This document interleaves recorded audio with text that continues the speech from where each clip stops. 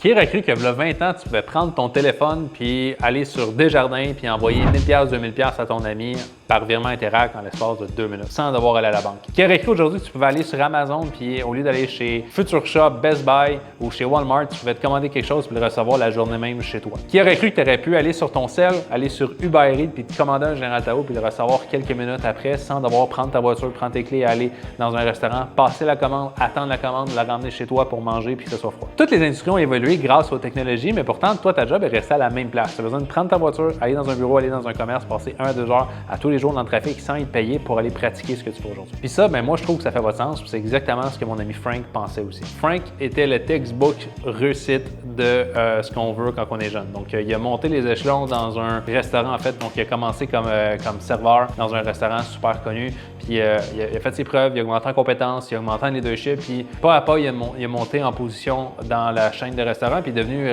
directeur, en fait, d'un restaurant super populaire avec énormément d'achalandage. Gagné 6 chiffres et plus par année. Puis, vraiment, le dream job. Tous ses amis étaient jaloux parce qu'il a le meilleur job au monde, puis il a travaillé vraiment fort pour ça. Il est arrivé un moment dans sa vie où il venait d'avoir un enfant, puis quand il venait avec un enfant, ça vient changer un peu les priorités. Ça vient t'amener à se poser 2 questions. Puis c'est ce qu'il s'est posé comme question. Il s'est dit, OK, est-ce que je vais pouvoir continuer de subvenir à ma famille, puis continuer de pouvoir me gâter, puis gâter ma femme? Est-ce que ça vaut vraiment la peine de travailler 5-10 ans pour juste un peu plus? Bien, il a répondu non à cette question-là. Puis deuxièmement, c'est que la job qu'il faisait, il demandait de travailler énormément dans des heures qui ne faisaient pas de sens. Donc, il s'est dit, OK, est-ce que je lance ma propre business? Possiblement, mais il y a eu l'opportunité, en fait. Il a vu un message que j'ai fait qui disait que je cherchais des gens pour mon équipe de vente pour avoir des remote closers. Puis il est venu m'écrire, en fait, pour me dire, écoute, c'est quelque chose qui m'intéresserait. Puis donc, après quelques semaines, il a commencé à prendre des appels pour moi. Puis son premier mois, je pense que j'ai généré un extra 3 ou 4 000 en dehors de sa job, qui faisait une énorme différence parce que si tu regardes, on parle environ de 50 000 par année. Si tu fais 100 000 par année, tu as pratiquement